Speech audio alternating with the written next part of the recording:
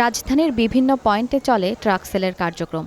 রমজান মাস উপলক্ষে সারা দেশে ২০ দিন ট্রাকে করে পণ্য বিক্রি শুরু করেছে টিসিবি। এ বিক্রি কার্যক্রম চলবে ১২ মার্চ পর্যন্ত।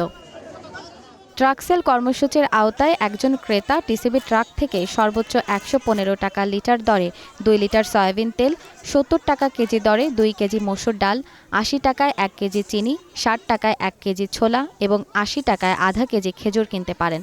অর্থাৎ সব মিলিয়ে খরচ ৫৫০ টাকা। সাধারণ বাজারে এসব পণ্য কিনতে খরচ প্রায় ৯৫০ টাকা। অনেকের কাছে এই ৪০০ টাকার সাশ্রয় খাবার জোগাড় করতে পারা না পারার মধ্যবর্তী সীমারেখা। ট্রাক সেলের লাইনে যারা থাকেন তাদের প্রত্যেকেরই একটা গল্প রয়েছে। এই গল্পগুলো কঠিন সামাজিক ও অর্থনৈতিক বাস্তবতারই প্রতিচ্ছবি। দারিদ্র্যের বোঝা, নিত্যপণ্যে আকাশচুম্বী দাম তাদের বাধ্য করেছে এই লাইনে দাঁড়াতে। বাংলাদেশে সাধারণ মানুষকে সবচেয়ে বেশি ভোগান্তিতে ফেলে খাদ্য মূল্যস্ফীতি। গত কয়েক মাসে নিত্যপ্রয়োজনীয় খাদ্যপণ্যের দাম বেড়েই চলেছে। সেপ্টেম্বরে খাদ্য মূল্যস্ফীতি ৭.৬৪% থেকে অক্টোবরে ৭.০৮% নেমে এলেও পরবর্তী ৩ মাসে তা আবারও ঊর্ধ্বমুখী হয়েছে।